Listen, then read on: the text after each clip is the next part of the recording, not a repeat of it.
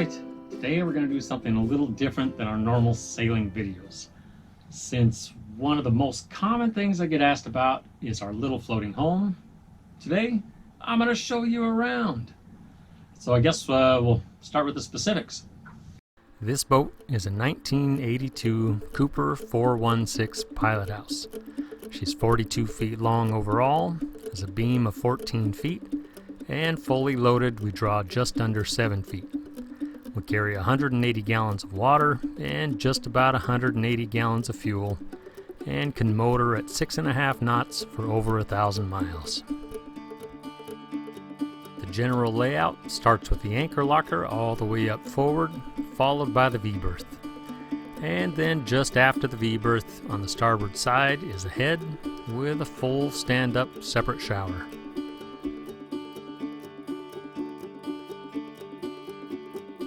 And just after the head is the main salon. On the starboard side is a U-shaped dinette, and to port is a bench-style settee. And just after the main salon in the raised pilot house area is the galley to port, and then over on the starboard side is the inside steering station.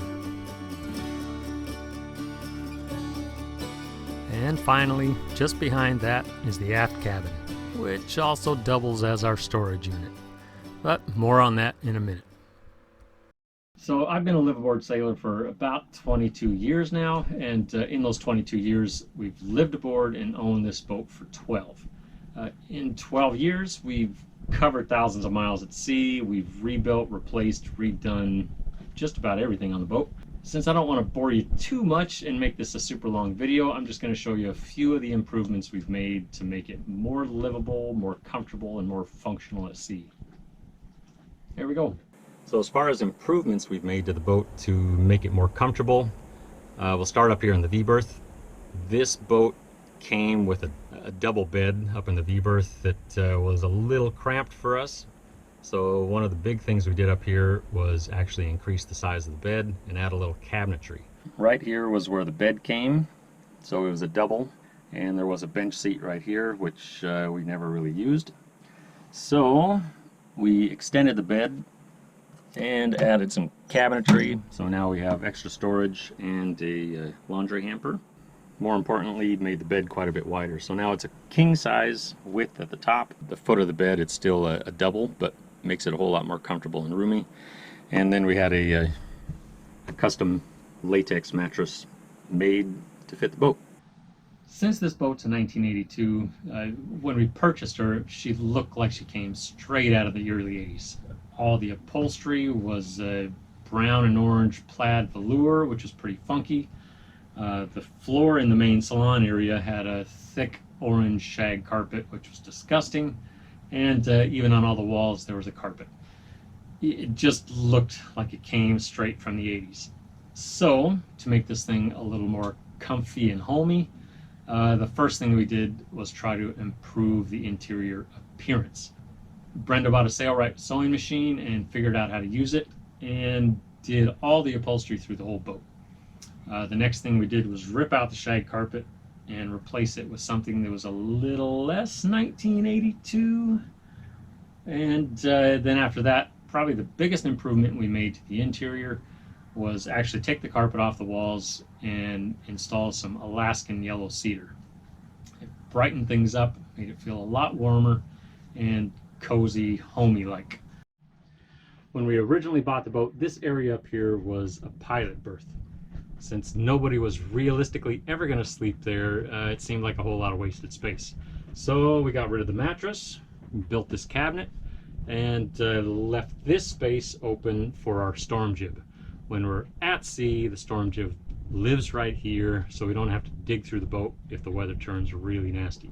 Got a couple of straps, stays right there, pretty handy. So also in the main salon, underneath the floor is access to the main part of the bilge and the water maker. We've got a home-built water maker that I put together off of off-the-shelf parts.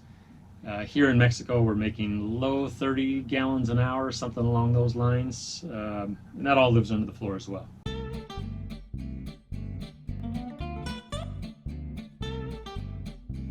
This area up here was another sort of dead area, just wasn't used for anything. So we added a stereo and built in some speakers, because you gotta have tunes out here, and then put in a little bookshelf. So we did switch out all the lights on the boat to LED. They both got white and red for improved nighttime vision. When we're actually at sea on a long passage, even just a single overnight passage, this spot right here is probably the most comfortable spot on the boat to sleep. We've got a lee cloth that'll keep you all wrapped up nice and cozy and lock you in so you can handle some rough weather. One of the big benefits of this boat is all the storage. Behind the seat back is where we keep a lot of spare parts, spare tools. This is something we added, was a flip up back. Tons of room back there.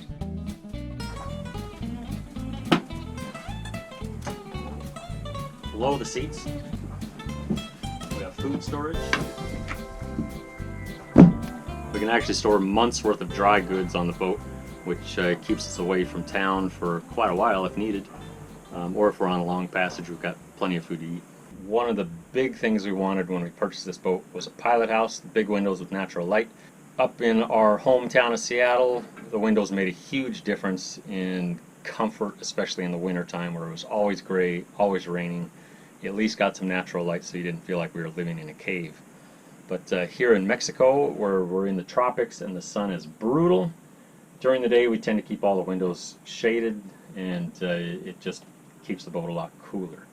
But the Pilothouse in general works really well. The Pilothouse seat, it came from the factory about this height, and for that seat to work and actually see out of the Pilothouse, it was just a little too low. So we basically had to stack up cushions to be able to get the visibility for this to work. Since the bow of this boat goes uphill a little bit, you almost have to have your head all the way to the ceiling to be able to see. To make this seat work, we installed a sail track with and welded up a little bracket for this platform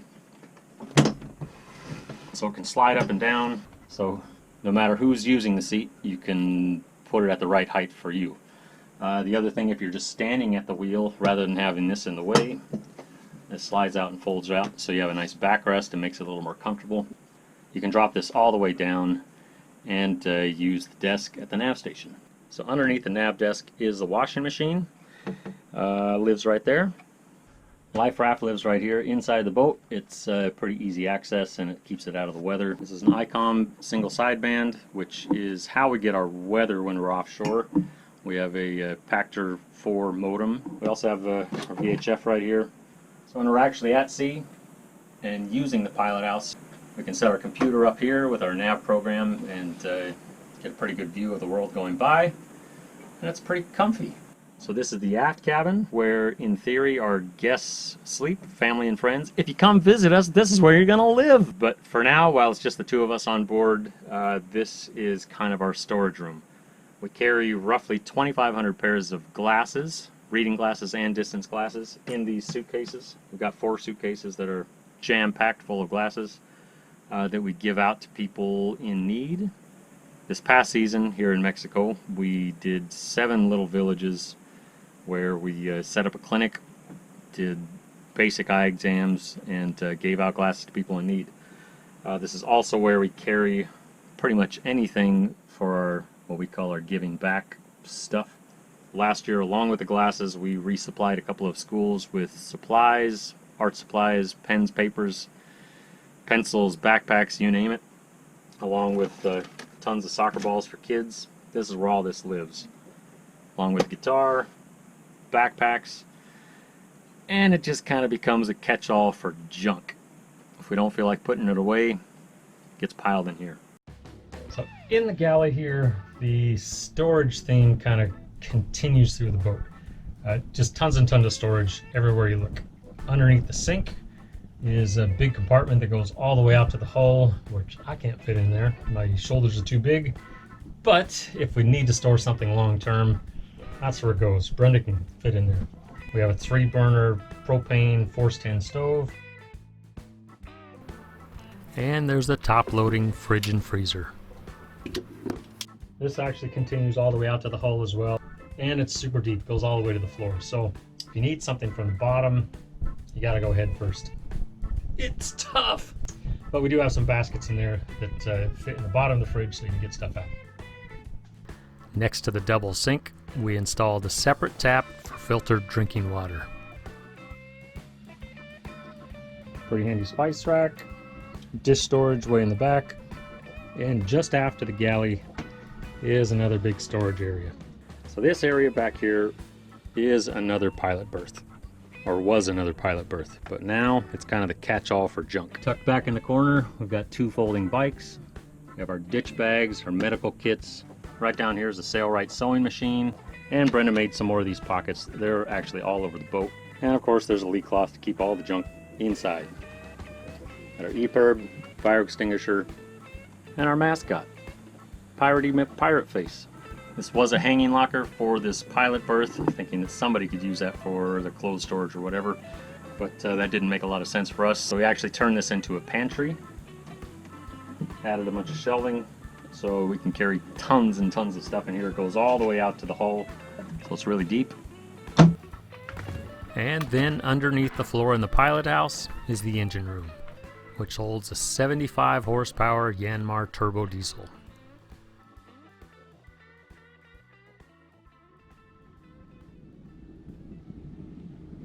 Alright, as far as the exterior of the boat, it's pretty dirty right now. We're actively cruising in Mexico. It's been dusty, it hasn't rained for a while, so you're gonna have to get over the mess. Nothing I can do about it. It's a pretty basic sloop rigged boat, so I'm not gonna show you everything because it's just a sailboat. But some of the things we've done to make it a little more user-friendly for us, I'll point those out. One of the best things we've ever done is get a Rockna anchor. It's a 25 kilo Rockna. We've got all chain rode, but to make the Rockna work on the bow of this boat, we had to do some modifications. The way the Rockna anchor launches, it's a little funky, so I had to weld on an extension for the Rockna and this roller right here, which not only protects the furling drum, it actually locks the Rockna in place once it's up. So the furling head sail is 130%, which is great for a lot of conditions, but upwind in some heavy breeze, it becomes a little too much if we have to furl past 100%. So we added this Solent stay. On the Solent, it's 100% jib that's reefable down to 60%. And since it's a hank-on, if we need a smaller sail than a 60% working jib, we can actually just hank on the storm jib right above this jib, so it doesn't have to come off. It can stay down in the bag and the storm jib can go up. Pretty handy.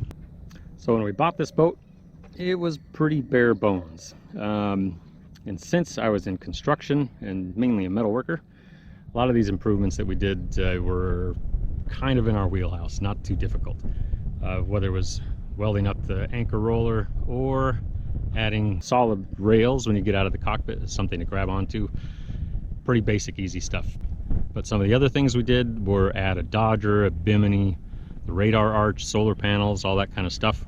That's all stuff we made, or I did all the framework, the stainless steel work, and then Brenda, with her handy little Sailboat sewing machine, she did all the canvas work. So everything green on the boat, as well as sail bags, upholstery, blah, blah, blah.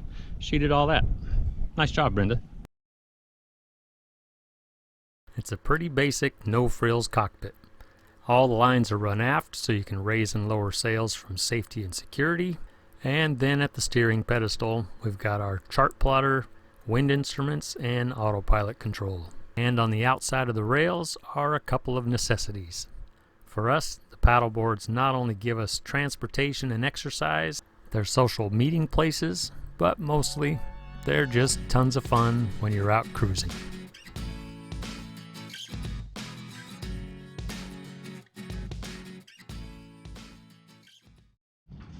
So next to the water maker, the arch is probably neck and neck as far as best things we did to the boat for cruising.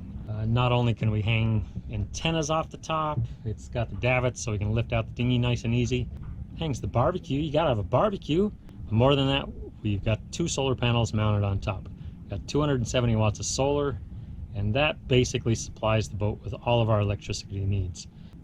One of the things we did with the solar panels when I made this thing was to be able to tilt the panels, which gives us a lot more solar power because we can direct the panels to the direction of the sun. And beyond all that, it supports the bimini and is a place for our paddleboard paddles to live. One of the best features of this boat is something I try not to talk about a whole lot, mainly because it gives us a bit of an unfair advantage when we're sailing against our friends. It's this. It's a racing stripe. As you can plainly see, it's aerodynamic, and it's green, which everybody knows is the fastest color, and it's regulation size. It's super fast.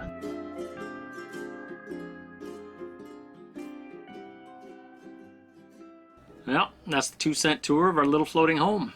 If you have any specific questions, feel free to leave it in the comment section down below. I'll do my best to answer them, but since we're actively cruising and the vast majority of our time is off the grid, we don't have a whole lot of internet access, so it might take me a little while to get back to you. But I'll do my best. But other than that, if you liked the video, give it a thumbs up. And if you want to see where this little floating home takes us, subscribe to the channel. And that's it. Thanks for watching. See ya!